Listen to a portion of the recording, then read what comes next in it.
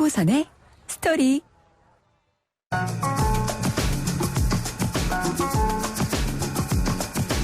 안녕하십니까. 주말 아침을 청취자 여러분과 함께하는 YTN 뉴스 FM 황보선의 스토리입니다.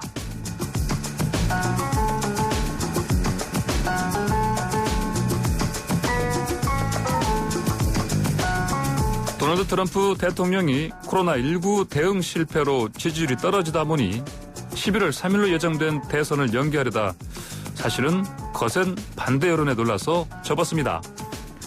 트럼프 미국 대통령이 10년간 미국의 유명 프로그램 어프렌티스 진행 당시 자주 내뱉은 말이 바로 You're fired인데요. 너 해고야, 이런 말이죠. 그가 대통령이 된 뒤에도 그의 측근들이 이 말 비슷한 통보를 들으면서 많이 잘려나갔습니다. 그런데 코로나19를 우습게 봤다가 마스크 쓰는 것도 거부했다가 최근에야 쓰기 시작했죠. 이런 트럼프도 잘못하면 국민들에게 You're fired, 너 해고야 란 말을 들을지도 모르겠습니다. 황보선의 스토리 일요일 순서는 토이의 뜨거운 안녕으로 문을 열겠습니다.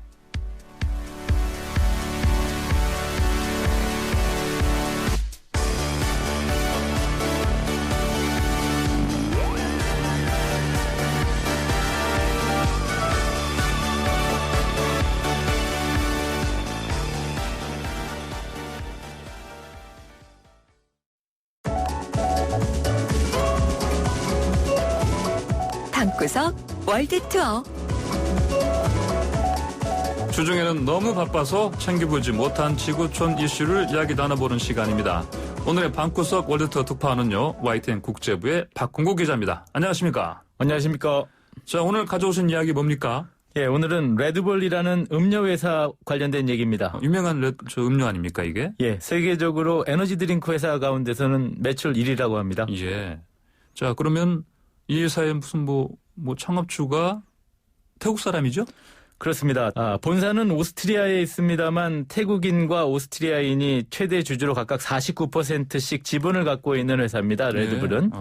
디트리히 마테시츠라는 오스트리아인이 1979년에 블렌닥스라는 유명한 그 치약을 팔기 위해서 태국으로 출장을 갔다가 거기에서 크라팅 다행 그런 음료를 마셨답니다. 크라팅 다행이 붉은 물소라는 뜻의 태국말입니다. 붉은 물소요? 네. 그 마크가 그렇게 그렇죠. 돼 있잖아요. 처음부터 그렇게 됐죠. 그 에너지 드링크를 맛보고서 시차로 인한 피로감이 극복되는 체험을 했다고 합니다. 그 오스트리아인이. 그걸 마셨더니 피로가 풀렸다. 그래서 그거를 유럽이나 미국에 팔면 돈이 되겠다 싶어서 당시에 그 음료를 생산하던 찰레오 유위디아라는 분과 동업을 제안해서 레드불이 탄생한 겁니다.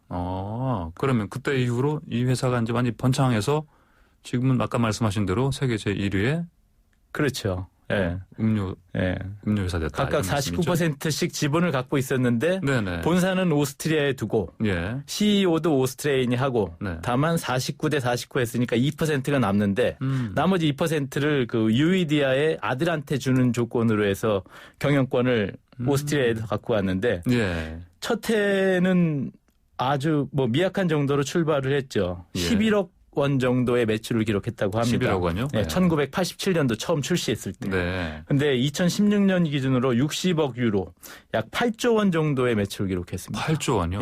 이건 그러니까 해마다 한 2배 정도씩 성장을 해서 지난 30년 동안 7,500배 정도 성장을 했다고 합니다. 자, 아까 말씀하시기를 이 레드불의 창업주 얘기라고 하셨는데 그렇죠. 정확히 말씀하시면은 태국인 창업주의 손자? 그렇죠. 손자가 사고를 쳤다고요? 창업주가 2012년도에 이제 돌아가십니다. 엄청난 재산을 남기고 돌아가셨는데 창업주의 손자 되는 오라윳 유위디아라는 사람이 있습니다. 이 사람이 이제 사고를 친 거죠. 이 사람 그 할아버지의 재산이 한 23조 원 정도 되는데 23조 원이요? 태국에서 두 번째로 가는 부자라고 얘기를 하는데 이렇게 엄청난 돈을 갖고 있는 사람의 손자가 교통사고를 냅니다. 교통사고. 2012년 9월 달에 자신의 페라리 승용차를 몰고 가다가 경찰관을 숨지게 하는 사고를 냅니다. 그러니까 자신의 창업주인 이제 할아버지죠. 할아버지가 돌아가신 같은 해 사고를 친 거네요? 그렇죠.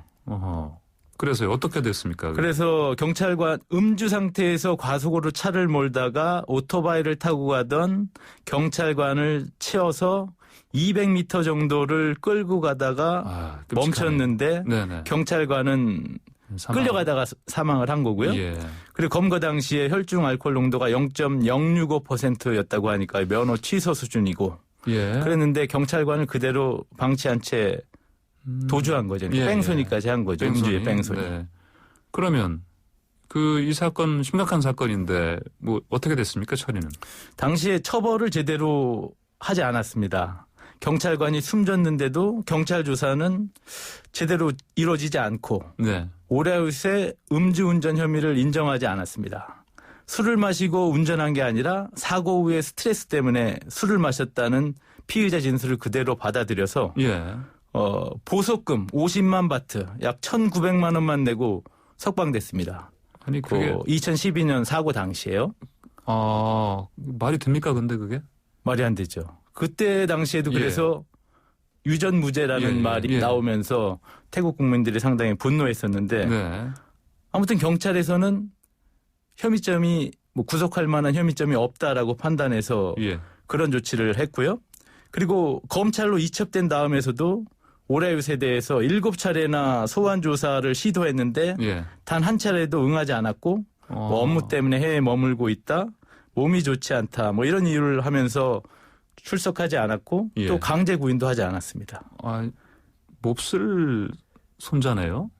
그렇죠. 근데 해외로 출국해서 이제 뭐 온갖 SNS에는 사진이나 이런 것들이 떠돌아다녔습니다. 그래요? 뭐 유람하면서 호화 생활을 하고 뭐 영국이나 일본 뭐 한 9개 나라 정도를 돌아다니고 포뮬러 1 대회도 관람하고 뭐 유람선도 타고 뭐 이런 것들이 이제 뭐 지인이나 친구들을 통해서 이런 소식이 알려지면서 더 국민들은 더 분노하게 된 거죠. 그래요? 예. 아니 일단 그 사고를 쳤을 때 그 해반에도 아까 말씀하신 대로 이제 붙잡히긴 붙잡혔는데 그렇죠. 그렇죠? 예. 근데 진술을 한 걸 보니까 술을 마시고 원래 사고를 친 건데 그렇죠. 사고를 친 다음에 술을 마셨다. 그러니까 진술이 뒤집힌 거죠. 처음에 검거 당시에는 음주 사실 음주 측정도 해서 0.065%라는 것도 알고 나왔잖아요. 또 혈중 알코올 정도가 나왔잖아요. 과속으로 운전해서 사고를 낸 것도 그 당시에 밝혀졌는데 그런 부분에 대해서 나중에 경찰이 재차 조사하면서 그런 부분들이 팩트가 뒤집힌 거죠. 좀 있을 수 없고 좀 이해하기 어려운 내용인데 구속이 되지 않은 거죠. 그러니까 적어도 구속되지 않은 상태에서 조사를 받을 수 있는 어느 정도의 그 보석금을 내고서 풀려난 거죠. 근데 보석금을 내고 풀려난 뒤에 조사가 제대로 안 이루어지면서 소환이 안 되고 계속 이 사고를 낸 사람은 해외로 도피하고 그러고서 유야무야 뭉개지면서 계속 이 상태로 있다가 2017년도 4월 달에는 또 이런 일도 있었습니다. 태국에 있던 그 오라유 씨 자가용 비행기로 싱가포르에 건너간 뒤에는 비행기를 내버려 둔 채 또다시 해외로 도주하는 일이 또 발생했습니다. 그때 그 당시에도 이 신병을 확보할 수 있었는데 혹시 그냥 놔준 게 아니냐 뭐 이런 의혹도 또 제기가 되고 그랬었죠. 그러니까 우리가 흔히 얘기하는 뭐 경찰에도 적당히 뭐 옛날에는 그런 말 사실 통했었는데 뭐 기름칠을 하고 뭐 그런 거를 해서 그냥 적당히 그냥 이렇게 경찰로부터 그랬을 거라고 추측은 하지만 어떤 뭐 결정적인 증거나 아니면 어떤 커넥션의 그 흔적 같은 것들은 아직까지는 사실 발견되지 못했죠. 그 본인에 대한 그 음주사고에 대한 교통사고 사망사건에 대해서도 제대로 조사가 이루어지지 않았으니까 그 비호 세력이나 이런 부분에 대해서는 사실상 더 조사가 하기가 어려웠던 거죠. 근데 그렇게 끔찍하게 음주 운전 차량에 의해서 이렇게 끔찍하게 죽음을 당한 그 경찰 유가족들이 가만히 있지 않았을 텐데요. 그렇죠. 근데 그 부분에 대해서는 사실 알려진 바가 없습니다. 그러니까 제가 직접 이거를 현장에 가서 취재하기는 어려운 상황이고 외신을 통해서 접하는데 외신에도 그 유가족의 어떤 항변이나 이런 부분에 대해서는 들어오는 게 없고요. 다만 이제 최근에 이제 여론이 악화되고 태국 국민들이 분노하게 된 계기가 또 하나 있었는데 이 오라윳 가해자에 대해서 인터폴의 적색 수배자 명단, 적색 수배 명령이 내려졌었는데 네. 이게 어느 사이인가 갑자기 취소가 됐어요. 2018년도에. 그러니까 인터폴의 수배자 명단에서 없어진 거죠. 그래서 인터폴이 수배를 해제하는 경우는 용의자가 체포되거나 사망했을 네. 경우 아니면 본국으로 송환되거나 수배 요청국에서 체포영장의 효력이 없어진 경우. 그러니까 태국 정부에서 얘를 체포하지 않아도 된다라는 어떤 공식적인 그 의견 표시가 있었을 경우에 이런 일이 있었을 것 같은데 이 적색 수배자 명단 해제와 관련해서 태국 경찰이나 검찰은 뭐 자신들이 한 적이 없다. 네. 왜 그런지 모르겠다라고 이런 얘기만 하고 있으니까 국민들 입장에서는 이해가 안 되는 거죠. 그리고 이런 와중에 또 최근에 검찰에서는 또 오라윳을 기소하지 않겠다. 불기소 처분하겠다라는 입장을 공식적으로 밝힙니다. 사건을 종결하겠다. 예. 경찰이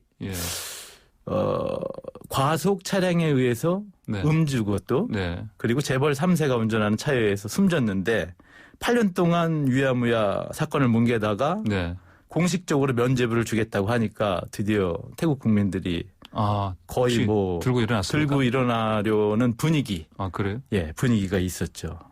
분위기라면 예를 들어서 그런 거죠. 그러니까 뭐 야당이나 시민단체가 뭐 불기소 이유를 국민에게 명확하게 설명해라.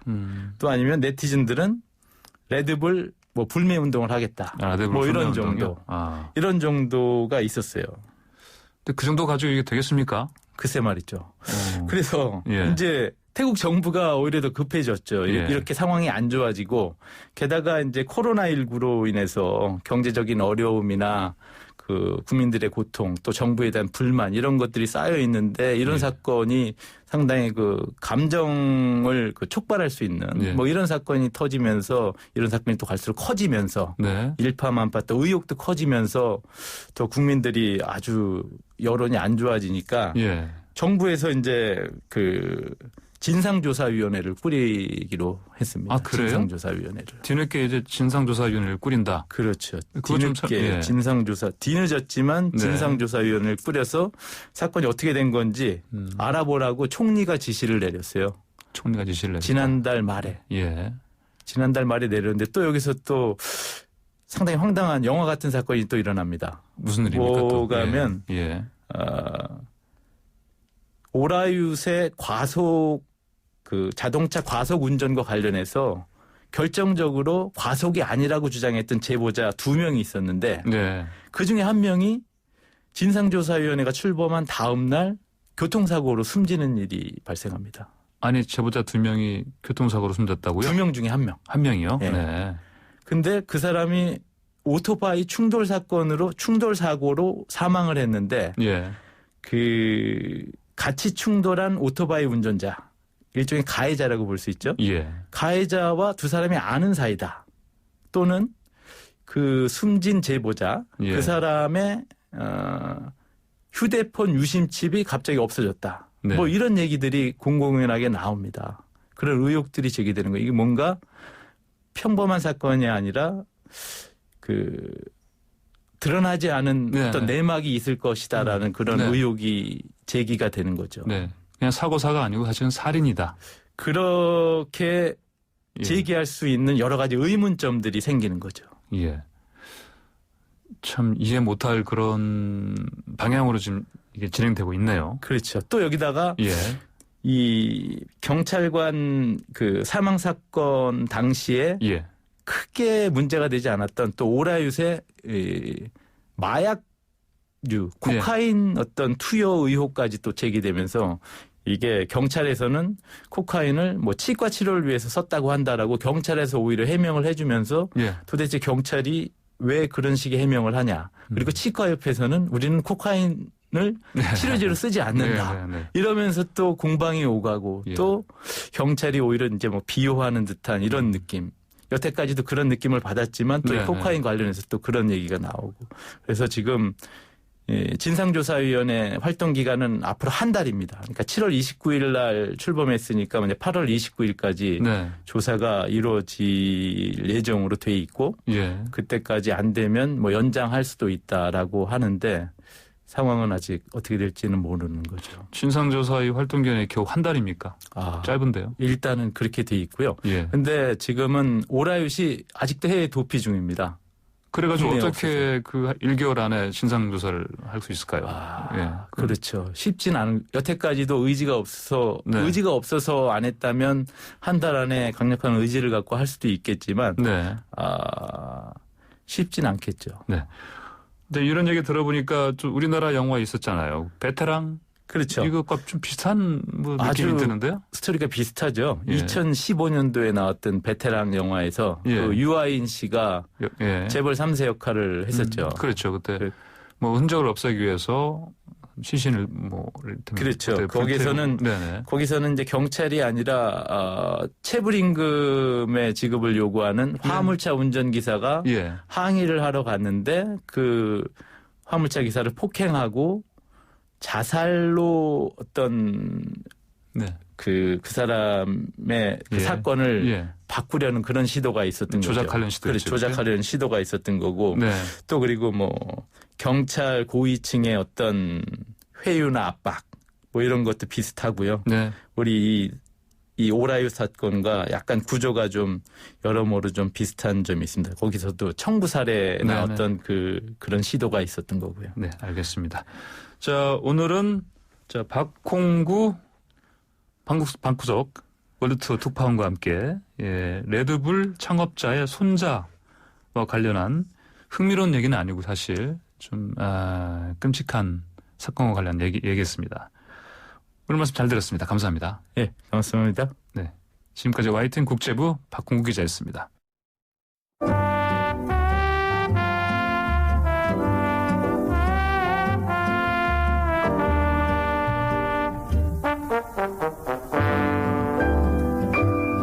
안녕하세요. 월드뮤직과 함께 뉴스 한 꼭지를 들려드리는 송태엽의 월드뮤직 살롱입니다.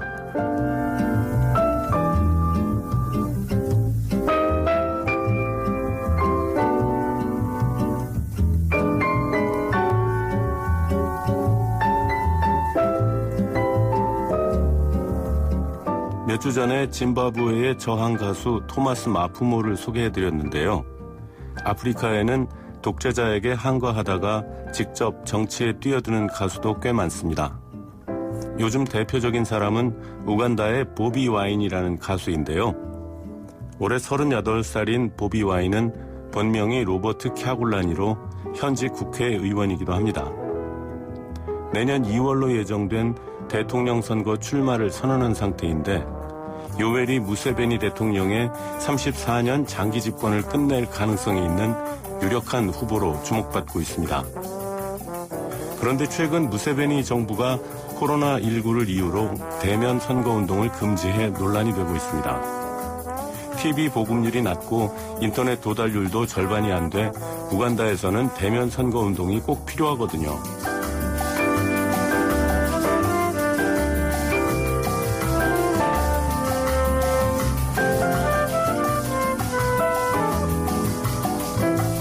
무세베니 대통령은 내전에 시달리던 우간다에 안정을 가져온 공적이 있지만 부정부패 때문에 과거의 인기를 잃어가고 있습니다. 그의 2017년 알자지라 방송국 인터뷰를 본 적이 있는데요. 당신은 독재자 아니냐라고 대놓고 물어보니까 독재자가 어떻게 선거에서 5번 당선되느냐 이렇게 반박을 하더군요. 그런데 독재자도 선거에 이길 수 있다는 건 해방 이후 우리 역사를 돌이켜보면 알 수 있죠. 선거법 조작하고 선거운동 방해하면 되니까요. 보비 와인은 2년 전 국회의원 선거 때 야당 후보 지원 유세를 하다 의문의 총격을 받아 운전기사가 사망하는 일도 당했다고 합니다. 그의 노래들은 정치적이라는 이유로 라디오 방송국에서 방송 금지됐고요. 사실 그의 노래를 들어보면 공중위생이나 쓰레기 관리를 잘하자는 등의 생활 밀착형인 내용들이 많거든요. 오늘은 그가 지난 3월 발표한 코로나 바이러스 얼러트라는 곡을 들어볼까 합니다. 우간다 가수 보비 와인의 코로나 바이러스 주의보입니다.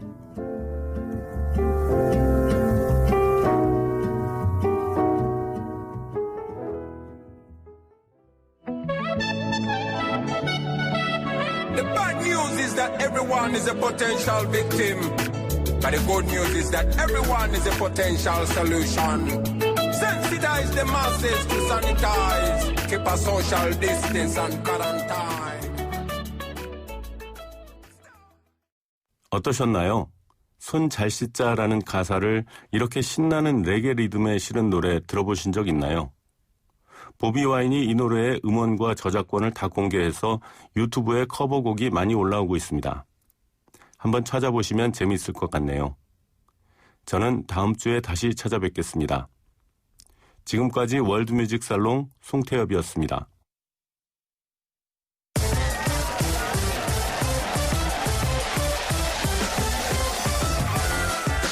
스토리텔링, 스포츠텔링.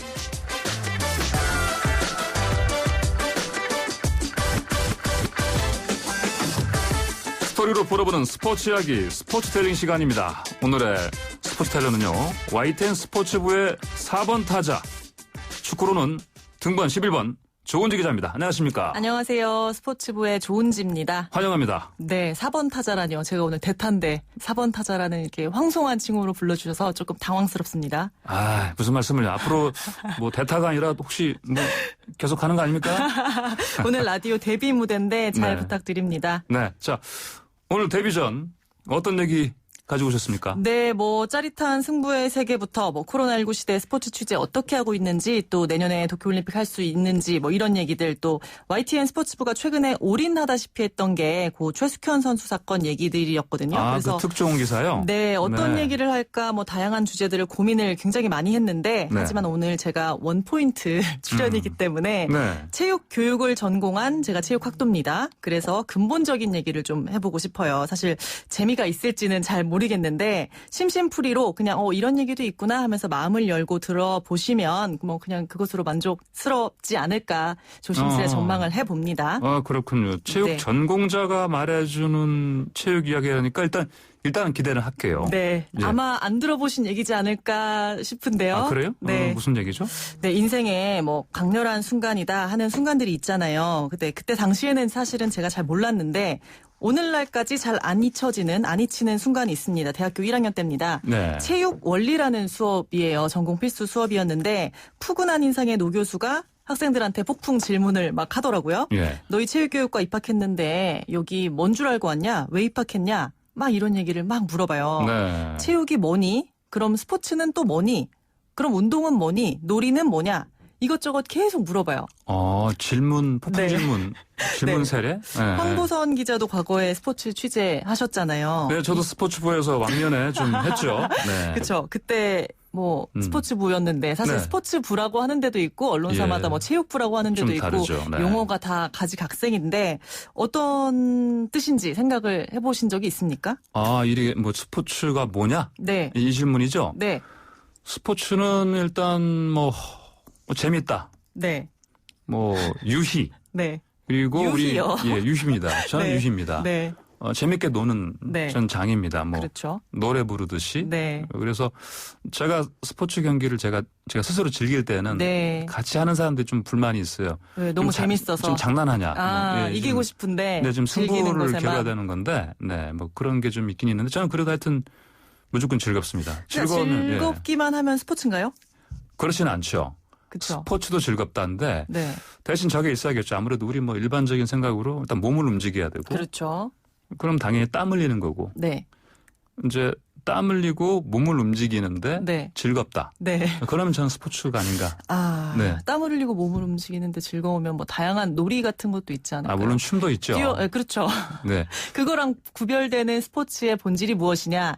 뭐 지금 말씀하시는 것들이 거의 저 1학년 때 아까 예. 말씀드린 그 첫 수업 시간에 저희 그 대학교 신입생들이 하던 그런 얘기들이랑 비슷한 것 같아요. 그런 네. 갑론을박. 그럼 이거는 그러면 땀만 흘리면 다 스포츠냐? 재밌으면 네, 스포츠냐? 뭐 근육 활동만 하면 스포츠냐? 뭐 막 이런 얘기들이 막 오갔어요. 네. 저희가 막 이렇게 갑론을박을 하고 있으니까 그 노 교수께서 그러면 바둑이 스포츠냐? 스타크래프트는 스포츠냐? 이런 질문을 했어요.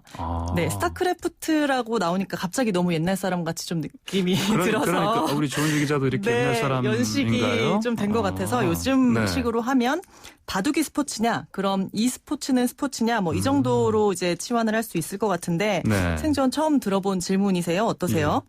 뭐 그건 아니죠. 저도 이를테면 뭐 스포츠 기자 하셨으니까. 했으니까요. 근데 이제 글쎄 바둑 아까 말씀드린 그 기준에 따르면 네. 일단 땀 안 흘리잖아요. 네. 물론 뭐 손에 땀을 쥐는 그렇죠. 승부는 있겠지만. 뭐 이렇게 뭐 긴장해서 이렇게 땀이 좀 날 수 있지만 그렇죠. 그거는 본질적인 의미의 땀이라고 할 수는 없고 이 스포츠는 이것도 그리고 우리가 이 스포츠가 뭐가 있을까 이를테면은 그냥 게임 게임 PC방에서 같은 거. 게임하는 거 이런 거 떠오르시잖아요. 근데 그러니까요. 지금 이 질문 자체가 체육계에서는 조금 올드한 질문이에요. 그러니까 체육 전공한 사람들은 다 한 번씩은 생각을 해보고 들어봤을 질문인데 네. 바둑 땀 안 흘린다 이런 얘기를 하셨잖아요. 예. 바둑 선수들 태릉선수촌에 입촌했던 거 혹시 아세요? 저는 네. 글쎄요. 들은 것 같기도 하고 아닌 것 같기도 하고 좀 그쵸. 희미한데요. 2010년 광저우 네. 아시안 게임을 앞두고 무려 이세돌, 이창호, 박정환 지금 국내 랭킹 1위입니다. 네네. 이렇게 등등 뭐 구단이라고 해야 할지 사실 선수라고 해야 할지 조금 명칭도 좀 생소한데 네. 이분들이 태릉 선수촌에 입촌을 했어요. 그래서 2인 1실로 합숙도 했습니다. 그래서 이창호, 이세돌 구단이 서로 룸메이트를 했었고요. 또 운동장도 돌았고 또 체력 훈련까지 했었어요. 근데 사실 이걸 뭐 다른 종목들처럼 몇 달 동안 계속 한 건 아니고 3박 4일 동안 깜짝 입촌을 했습니다. 깜짝 입촌이요? 네. 팀워크 다지려고 그냥 3박 4일간 그러니까 어찌됐건 너희들이 국가대표로서 태극마크를 달고 이렇게 국제대회에 나가니 다른 종목 선수들이 어떻게 하는지도 좀 보고 좀 사명감도 가지라 뭐 이런 뜻이었던 것 같아요. 네. 그래서 거기서 3박 4일간 합숙 훈련을 했고 그 뭐 덕분인지 아시안게임에서 바둑에 걸렸던 금메달 3개를 우리나라가 싹쓸이를 했습니다. 그래서 뭐 병역 특례를 받은 선수도 있었고 체육연금도 지금까지 받고 있어요. 그리고 병역 특례 부분은 그 얘기하니까 기억나네요. 네. 네네네. 맞다. 그렇죠. 그래서 2022년 항저우에서 다시 중국 항저우에서 아시안게임이 열리는데 네네. 그때도 바둑이 정식 종목으로 다시 채택이 됐습니다. 12년 만에 복귀가 된 거예요. 그래서 그렇군요. 그때 됐을 때 또 선수들이 뭐 이젠 진천이겠지만 선수촌에 다시 입촌을 할지 그런 모습을 우리가 볼 수 있을지 조금 기대도 되고 합니다. 자, 그런데 뭐 워낙 중국은 뭐 바둑 즐기는 인구가 많고 바둑 뭐 애호국이니까 이 나라에서 할 때 아시안 게임 종목으로 채택한 거는 뭐 이해가 됩니다. 그런데 우리나라는 어쩌다가 바둑이 이게 스포츠로 넘어간 거예요, 근데? 그렇죠. 아시안게임 나가니까 스포츠인 것 같은데 사실 그것만으로 이렇게 일반 사람들한테 물어봤을 때 바둑이 스포츠냐 하면 좀 갸웃갸웃할 거예요. 왜 스포츠가 됐느냐? 바로 돌부처 때문입니다. 돌부처. 야구 오승환 선수만 생각나죠? 하지만 그 이전에 돌부처가 있습니다. 1990년대 국보급 기사였던 이창호 구단 병역 문제가 대두가 됐어요. 그래서 지금 같으면 사실 손흥민 선수 군대 뭐 제가 대신 갈게요 막 이런 얘기들도 있을 정도로 그 당시에도 어떻게 우리의 국보급 기사를 군대에 보내냐 보호하자 이런 의견이 대두가 됐습니다. 아무래도 그 시대에는 국위 선양을 좀 우선시하는 시대였잖아요. 그래서 바둑 대회도 그때 국제 콩쿠르처럼 이것도 예술로 보자 해서 이창호 구단이 바둑계 최초로 36개월 공익요원으로 복무를 했습니다. 그러면서 한국기원에서 주최하는 바둑대회에 참가하는 이른바 특혜를 받게 됐습니다. 그래서 바둑에서 봤을 때도 정체성, 사실 우리는 예술도 아니고 체육도 아니고 좀 애매하다. 근데 사실 조직이라는 게 힘을 좀 이렇게 불리고 하는 게 좋으니까 거기서도 체육 쪽이 좀 더 바둑의 힘을 키우는데 효과적이겠다 얘기를 해서 체육 쪽에 들어가게 됐고요. 대한바둑협회는 2009년부터 체육회 정가맹단체입니다. 그래서 조직이나 체계상으로는 200% 스포츠입니다. 그런데 스포츠 같지가 않아요. 아까 말씀하신 것처럼 땀이 안 나서. 땀이 안 나잖아요. 그렇죠. 격렬함이 좀 부족하고. 그렇죠. 근데 이게 그래서 결국은 지금은 말씀하신 대로 200% 스포츠다. 조직상으로는 그렇습니다. 지금의 위상은. 그런데 스포츠에 땀만 안 난다고 얘네가 스포츠가 아니다라고 말할 수 없어요. 그 이유는 힌트 드리겠습니다. 2016년 3월에 있었던 세기의 대결 기억나시죠? 네. 인간계 바둑기사 최강 이세돌 구단과 인공지능의 알파고의 대국이 있었어요. 예. 알파고가 나 여기다 술을 놓겠다 했을 때 이걸 놓아준 게 아자황이라는 사람이었습니다. 알파고를 만들었던 구글 딥마인드의 대만계 엔지니어인데 네. 이 사람이 모니터 보면서 알파고가 원하는 자리에 술을 놨고 또 이세돌 구단이 놓은 술을 컴퓨터에 다시 입력하는 그런 역할을 했어요. 한마디로 알파고의 손 역할이었거든요. 네. 근데 그 돌을 아자황이 놓든지 제가 놓든지 누가 놓든지 승패가 달라지나요? 그럴 가능성은 않죠. 네. 없잖아요. 거의. 그러니까 돌을 어떻게 놓는지 그 행위 자체가 승패에 영향이 전혀 없다는 겁니다. 네. 네. 자, 신체적 기량이 승패에 영향을 미치지 않는다. 이런 뜻인데. 자, 근데 아까 말씀드린 대로 스포츠의 핵심은 신체 활동인 같은데요. 그쵸. 그런 면에서 봤을 때는 이게 좀 스포츠로 보기엔 좀 모자라 보이는 그런 면이 있지 않습니까? 네. 자, 그럼 다시 원점으로 와서. 네. 자, 이 스포츠는 스포츠입니까? 저도 사실 게임을 해본 게 뭐 테트리스랑 지뢰찾기 정도라서 사실 잘 모릅니다. 테트리스요? 네, 그게 근데 게임이에요? 네. 네. 제가 예. 2015년에 롤드컵이라는 대회 결승전을 취재한 적이 있어요. 예, 이게 네. 독일 베를린 알리안츠 아레나에서 열렸습니다.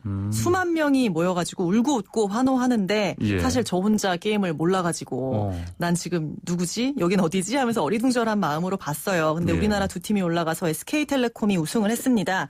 이때 당시에 게임계의 메시라고 이제 당시에 저도 기사를 썼는데 네. 우리나라 프로스포츠 선수 통틀어 연봉 1위인 선수 페이커 이상혁 선수가 이끌던 팀이 우승을 했어요. 예. 제가 이상혁 선수한테 물어봤습니다. 이 스포츠냐? 그랬더니 신체 움직임이 좀 적긴 하다. 하지만 이 스포츠도 당구나 사격 뭐 이런 것처럼 몸보다 좀 머리를 쓰는 스포츠다. 이러면서 피지컬이라는 단어를 얘기하더라고요. 피지컬이요? 네, 피지컬. 그러니까 왼손으로 키보드를 눌러야 되고 오른손으로 마우스를 막 클릭해야 된대요. 네. 이제 상황에 맞게 정확하게 누르고 또 치고 빠지기 이런 걸 해야 된대요. 그래서 뇌 판단력에서 그치는 그렇죠. 게 아니고 손으로 움직여야 되니까. 그렇죠. 그러니까 이게 페이커가 예. 이런 작전을 막 지시를 할 수 있어요. 선수들한테. 야, 이거 지금 누르고 지금 들어가서 뭐 해, 때려, 뭐 어떻게 공격해 하는데 그 전술을 안다고 그걸 구현해낼 수는 없다는 거죠. 네네. 그러니까 이게 신체 활동, 즉 그 클릭질, 그러니까 이게 승패에 결정적인 영향을 미친다는 점에서 바둑과 비교해보면 오히려 스포츠적인 요소가 이 스포츠는 더 많다. 이런 결론을 내릴 수 있을 것 같습니다. 정말 근데 네. 진짜 조 기자도 동의하세요? 근데 결론을 내렸다고 하는데 뭐 조 기자가 결론 내린 것 같지는 않고. 네. 사실 전통적 네. 의미의 스포츠라고 하면 이제 저희가 얘기를 이제 종합을 해서 마무리를 하려고 하면 네. 정확한 경기 규칙이 있어야겠죠. 룰이 필요하고요. 서로가 승복할 수 있는. 그다음 두 번째로 승패. 이기고 네. 지는 결과가 필요합니다. 그리고 마지막으로 땀을 흘려야 돼요. 큰 근육의 활동이 필요합니다. 이 세 가지 요소를 꼽는데요. 규칙, 승패, 대근 활동. 하지만 이렇게 하다 보면 또 커버되지 않는 영역들이 너무 많아요.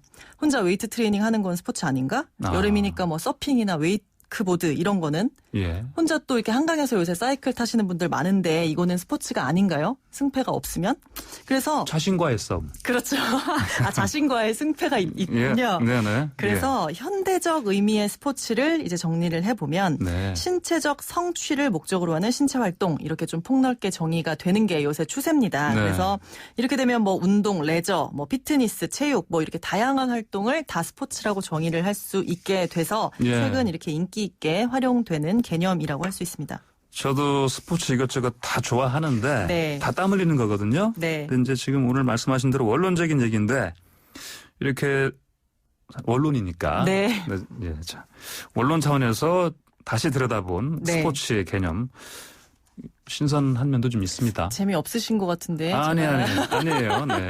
재미있게 들어본 거 맞나요? 예. 사실 저는 스포츠 뭐 전공했다고 앞서 말씀을 드렸는데 전 스포츠 예찬론자예요, 사실은. 그래서 그래요? 체육을 전공하면서 좀 주입식 교육을 받아서 그런 건지 몰라도 스포츠가 짱입니다. 스포츠 세상을 바꿀 수 있습니다. 그래서 물론 뭐 그동안 사실 들어본 거 보면 지난달 내내 저도 고 최숙현 선수 사태를 다뤘고 또 제가 기자 생활을 했던 지난 10여 년 동안 보면 스포츠 폭력 또 성폭력 뭐 파벌 싸움 뭐 이런 좀 눈살 찌푸려지는 부정적인 사건도 수차례 있었어요. 하지만 진정한 스포츠의 가치가 실현될 수 있다면 네. 좀 거창하지만 우리는 민주주의 시민이 될 수 있습니다. 그래요. 스포츠가 네. 세상을 바꿀 수 있다. 네, 정해진 규칙 당당하게 지키고 또 거기서 이기기 위해서 최선을 다하고 이후에는 그 결과에 승복하고 네. 이런 기본적인 거 지킬 수 있다면 정말 좋을 것 같고요. 이런 스포츠맨십, 페어플레이 이런 용어들 좀 아름답잖아요. 그러니까 우리 사회도 공정한 규칙 속에 페어플레이하고 또 결과에 승복만 할 수 있다고 해도 네. 좀 최근에 이런 혼탁한 일들이 좀 줄어들지 않을까 이런 생각을 감히 해보고요. 예. 기본적으로 몸도 마음도 또 건강하고 매력적인 사람이 될 수 있다. 이것도 뭐 제1의 가치이지 않을까 이런 생각이 듭니다. 예, 스포츠가 세상을 바꿀 수 있다는 제대로 네. 체육을 전공한 우리 조은지 기자로부터 오늘은 스포츠가 무엇인가. 네. 그거 진짜 정말 짧은 시간이지만 네. 예, 깊게 되돌아보는 시간이 됐습니다. 네. 자, 네, FM 94.5MHz YTN 뉴스 FM 황보선의 스토리 조은지 스포츠텔러와 함께하고 있습니다. 자, 이번에는 한 줄평 시간이에요. 사실 이전까지 오늘 대타시지만 네. 김재영 부장은 계속해서 이를테면 뭐 just do it 네. 이런 것 같은 광고 좀 아닌가요?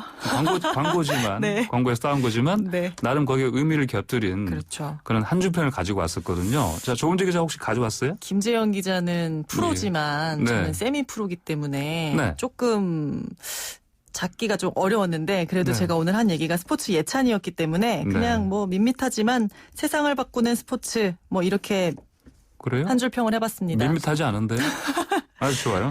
세상을 바꾸는 스포츠. 네, 세상을 바꾸는 스포츠 혹은 스포츠가 세상을 바꿀 수 있다. 뭐 이 정도로 얘기를 하면 되지 않을까 싶습니다. 좀 더 풀어주세요. 왜 그런 얘기하세요? 뭐 지금까지 제가 해왔던 얘기를 다 마무리를 지으면 사실 네. 스포츠가 뭐 이거다 저거다 어떤 요소가 꼭 필요하다. 네. 이게 있어야지만 스포츠다. 이런 게 중요한 거는 아닌 것 같고요. 예. 스포츠를 통해서 뭐 아까 자신과의 싸움도 얘기를 해주셨는데 네, 그게 네. 자신이 될 수도 있고 네. 상대가 될 수도 있고 누가 될 수도 있고 국가를 대표해서 뭐 하는 게 될 수도 있고 그렇지만 어찌됐건 간에 스포츠를 통해서 정말 최선을 다하고 정정당당하게 싸우고 또 그 결과에 승복하고 이런 기본적인 민주시민이 될 수 있다. 뭐 이런 생각을 세게 한번 해봅니다. 그리고 여러분들도 스포츠를 지금 당장 해보라고 말씀드리고 싶어요. 저는 솔직히 아까 스포츠 얘기할 때 네. 뭐 아까 e스포츠나 네. 바둑이나 아니면 또 아까 홀로 하는 스포츠 있잖아요. 뭐 네. 우리 보통 웨이트? 웨이트 그런 거. 네. 물론 뭐 자신과의 싸움으로 얘기했지만 저는 사실 자신과의 싸움은 별로 안 좋아합니다. 테니스 치고 이기려고 막 아등바등 하시는 거 제가 여러 번 봤습니다. 제가 언제 그랬습니까?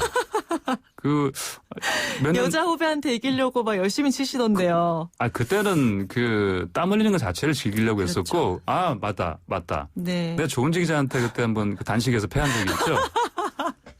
네, 열심히 치시더라고요. 그래도 저는 봐주는 것보다 네. 함께 잘 최선을 다해서 싸우는 것을 좋아합니다. 그때 저를 이겨서 뭐 바뀐 게 뭐가 있어요? 없죠. 없어요? 그때 한 번이 유일한 저희 경기였는데 지금까지도 몇 년째 말하고 있기 때문에 네. 그게 좀 소득이지 않을까 이런 생각을 해봅니다. 그렇습니까? 보니까 네. 주변에서도 저한테 계속해서 다른 사람도 그래요. 아니 뭐 졌다면서 누구한테 뭐 그래서 하여튼 서운해하지 마세요. 여러 예. 번 졌습니다.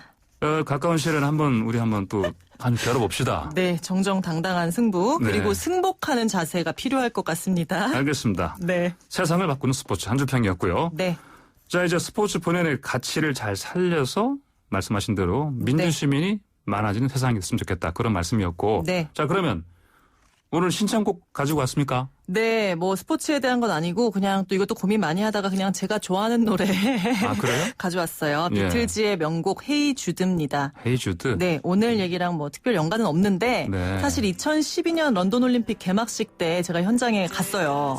정말 추웠거든요, 그때. 네. 한 3-4시간 그 국가의 선수들이 다 입장하는 걸 보고 하다 보니까 저도 올림픽 처음 취재 간 거라서 예. 너무 그렇게까지 추울 줄 몰랐는데 정말 추웠어요. 그때가 추운 계절이 아니죠. 여름이었는데도 네네. 밤이 되고 이제 심야 거의 자정이 다 됐으니까 좀 추웠는데 그때 네. 폴 맥카트니가 라이브로 이 헤이 주드를 불렀습니다. 그래요? 거기 관중 8만 명 정도 저희 기자들을 포함해서 8만 명 있었고 그라운드에 입장한 선수 2만 명까지 해서 총 10만 명이었는데 네. 그들이 나나나나 이 부분을 다 떼창을 했어요. 근데 그래요? 그게 정말 이유를 모르게 굉장히 뭉클하고 좀 인류애를 느꼈던 그런 시간이었던 것 같습니다. 그때를 기억하면서 오늘 헤이 주드를 준비해봤습니다. 네, 지금까지 스포츠텔러 YTN 조은지 기자와 함께했습니다. 감사합니다. 감사합니다. 네, 조은지 기자가 추천한 곡 비틀즈의 헤이 주드 들려드리면서 오늘 순서 마무리하겠습니다. 황보선의 스토리는 다음 주 토요일 오전 9시 10분에 다시 찾아옵니다. Well, you know that it's a fool